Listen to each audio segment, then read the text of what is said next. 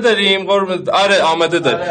ما یک کلیپ از بامشو میبینیم با هم. این شما، این صدای زیبای بامشو. آماده ای بریم؟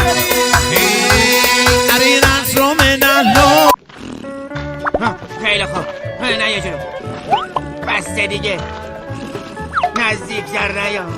دارم بهت اخطار میکنم. من یه اسفنجم. من مجده جابری هستم. این دستبندم هم که میبینید 1,750,000 تومن بامشاد برام خریده. این انگشتر نه این انگشترم هم 280,000 تومن خودم خریدم. ایشون هم آقای بامشاد پنفر همسر من هستن. کاپشنی هم که تنشون کره اصله. افتاد الان؟ تو بودی؟ یه روز بی‌نظیر دیگه تو دنیای دستکشم.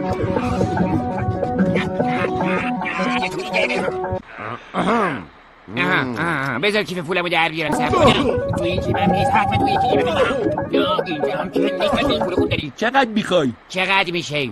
53. 53. ندادم. بذار پس حتما تو این تو الان چی گفتی؟ خیلی ممنون آقا. خواهش میکنم.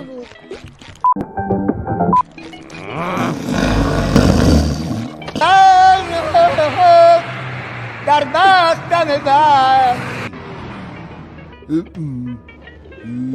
بله. هی باب اسفنجی، چیه پاتریک؟ از بیکینی باتم خارج میشوید کجا میشه؟ کجا اونو دیدی هان؟ همین الان از کنار تابلو اکنون از بیکینی باتم خارج میشوید رد شدیم. کی وای؟ چی شده باب اسفنجی؟ چی تو ناموسه چی کاری کردی؟ گواده دیوز چی رو تو ناموسه چی تو خانه چی رو من نیسی چی رو تو این گوت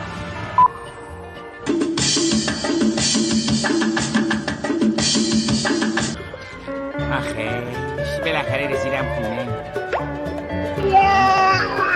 یکی دیگه.